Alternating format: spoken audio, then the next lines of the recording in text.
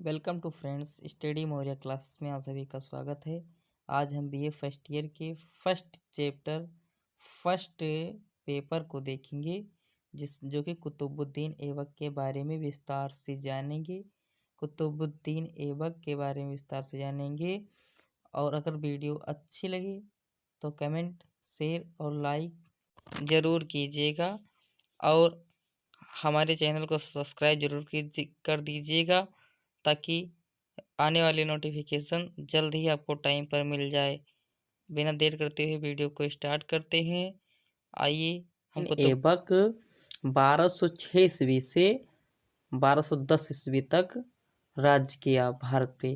कुतुबुद्दीन ऐबक जो है वो कुतुबुद्दीन ऐबक नामक तुर्क जाति का था।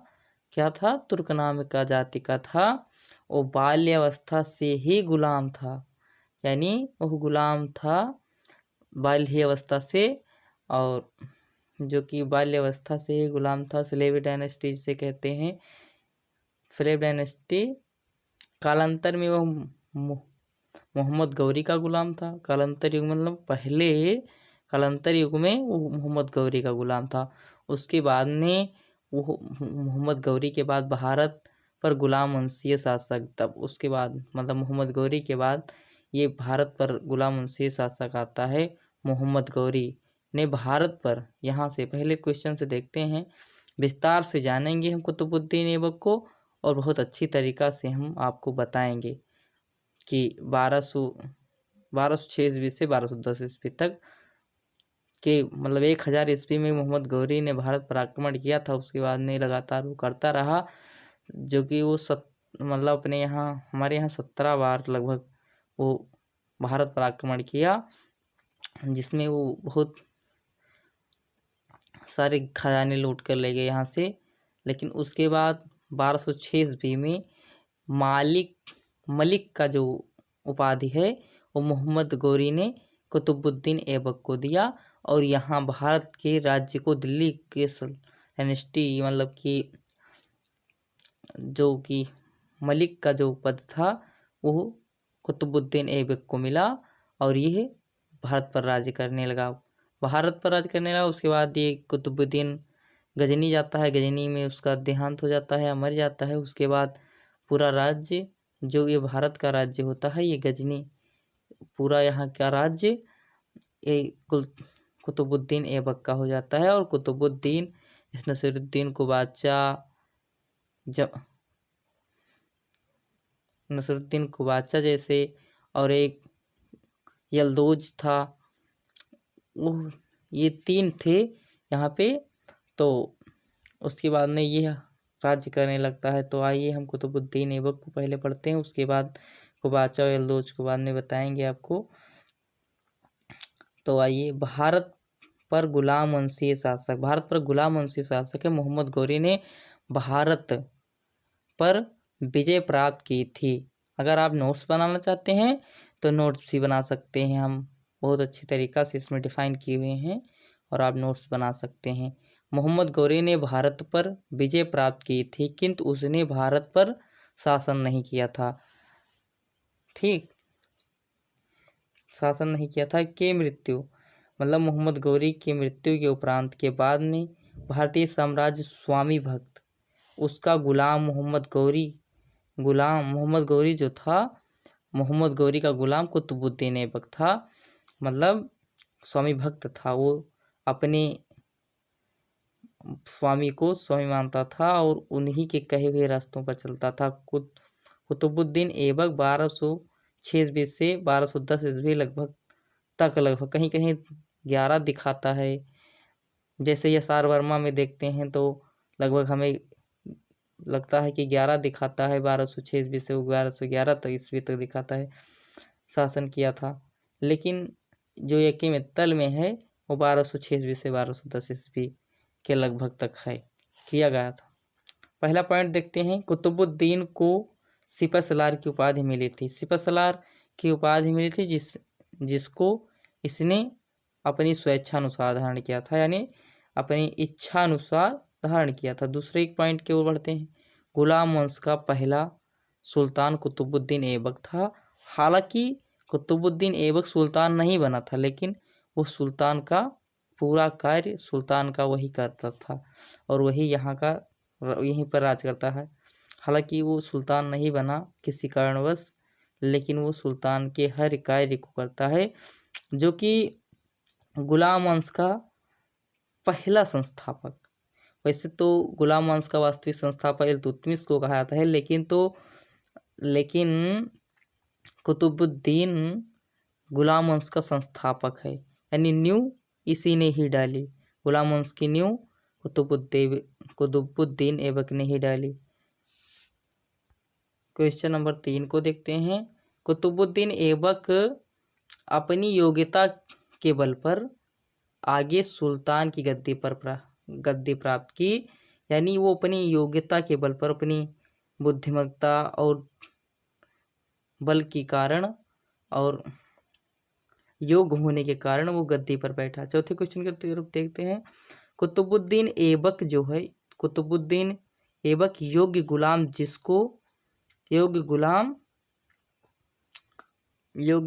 जिसको मोहम्मद गौरी ने भारत को कुतुबुद्दीन ऐबक को देकर गया था। कुतुबुद्दीन ऐबक को मलिक का एक पद दिया था, मलिक का एक पुरस्कार दिया था। कुतुबुद्दीन ऐबक ने भारत पर 4 वर्षों तक शासन किया था। कितने वर्षों तक?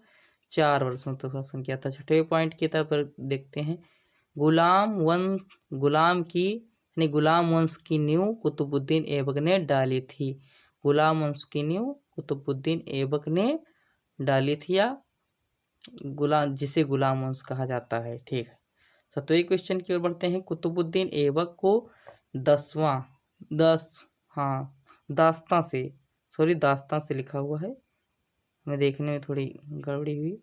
कुतुबुद्दीन ऐबक को दास्तां से मुक्त 1208 ईस्वी में किया गया था। 1208 ईस्वी में किया गया था। कुतुबुद्दीन ऐबक ने अपनी पुत्री का विवाह अपने गुलाम इल्तुतमिश से कर दिया था और उसे बदायूं का गवर्नर बना दिया था।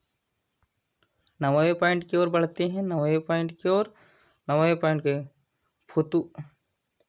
कुतुबुद्दीन ऐबक की राजधानी कहाँ थी? इंद्रप्रस्थ थी। मोहम्मद गौरी ने कुतुबुद्दीन ऐबक को मलिक की उपाधि दी थी। कितने ईस्वी में? 1206 ईस्वी में मलिक की उपाधि दी थी। कुतुबुद्दीन ऐबक के समस्याएं। कुतुबुद्दीन ऐबक के समक्ष जो समस्याएं थीं, पहले पॉइंट को देखते हैं। जिस समय ऐबक शासक बना उसके समक्ष अनेक समस्याएं थी, जिसका समुचित समाधान किया जाना आवश्यक था। पहला था अमीरों की समस्या। अमीरों को यह अच्छा नहीं लगा कि कोई गुलाम सुल्तान बने। यल्दोज, कुबाचा तथा खिलजी सरदार उसकी स्वाधीनता स्वीकार करना अपना अपमान समझते थे। यानी जो अमीर थे वहाँ के, वो ये सोचते थे अगर गुलाम राज करेगा तो हमारा अपमान होगा, और ये स्वाधीनता वो स्वीकार करना नहीं चाहते। यल्दोज कुबाचा जो कि कुतुबुद्दीन के ही साथ के थे, लेकिन इनको दोनों को अलग अलग राज्य मिले थे वहाँ शासन करने के लिए, लेकिन तो ये सोच रहे थे कि हम भी मोहम्मद गौरी के ही गुलाम हैं तो हम भी राज्य लेंगे। इसलिए ये मोहम्मद गौरी की तरह ही कार्य करना चाहता था, मतलब अकेला संभालना चाहता था राज। लेकिन जो यल्दोज और कुबाचा हैं, ये दोनों परेशानी बनकर, इनके समस्या बनकर आ गई। इससे युद्ध करना पड़ा इन्हें। वैसे तो नसीरुद्दीन कुबाचा से अपनी पुत्री का विवाह कर देते हैं, जिससे वो समस्या टल जाती है। अच्छा, समझते हैं। यह समस्या अत्यंत जटिल थी। इस वजह से कालांतर में कुतुबुद्दीन को अनेक कठिनाइयों का सामना करना पड़ा। अब दूसरी पॉइंट को देखते हैं। हिंदू राज्य, यानी जो इनकी समस्या थे हिंदू राज्यों की को बढ़ती हुई शक्ति भी कुतुबुद्दीन ऐबक के लिए चुनौतियां जो ही बन रही थी या बनी हुई थी, जैसे चंदेल, गढ़वाल व प्रतिहारों की शक्ति का दमन उसके लिए आवश्यक था। प्रतिहारों का जो दमन था उसके लिए आवश्यक था। तीसरे पॉइंट को देखते हैं, जो सीमा प्रांतों की सुरक्षा जो था, ऐबक के लिए आवश्यक था कि वह सीमा प्रांतों की सुरक्षा समुचित प्रबंध करे। ख्वारिज़म के शाह ने मध्य एशिया में जिस विशाल साम्राज्य की स्थापना की थी, उसे देखते हुए ऐसा करना भी आवश्यक था। अब आ जाते हैं हम कुतुबुद्दीन ऐबक के कार्य देखते हैं। यलदौज से संघर्ष कुतुबुद्दीन ने 4 वर्षीय अल्प शासन किया। मतलब 4 वर्षीय मतलब बहुत कम दिन शासन किया, जिनकी अनेक समस्याएं थी और कार्य किया, अनेक समाधान किए, अनेक प्रयास किए, इन समस्याओं का समाधान करने का प्रयास किया, किंतु इसके 4 वर्ष कष्ट थे। 4 वर्ष कष्ट थे। कुतुबुद्दीन ऐबक को ताजुद्दीन यलदौज का सामना करना पड़ा। यानी कुतुबुद्दीन ऐबक को ताजुद्दीन यलदौज का सामना करना पड़ा। गौरी की मृत्यु के बाद यलदौज ने अपनी स्वतंत्रता की घोषणा कर दिया। मतलब अपनी स्वतंत्रता की घोषणा कर दी थी। गजनी का स्वतंत्र शासक बन गया था। कालांतर में यलदौज को गजनी से भागना पड़ा।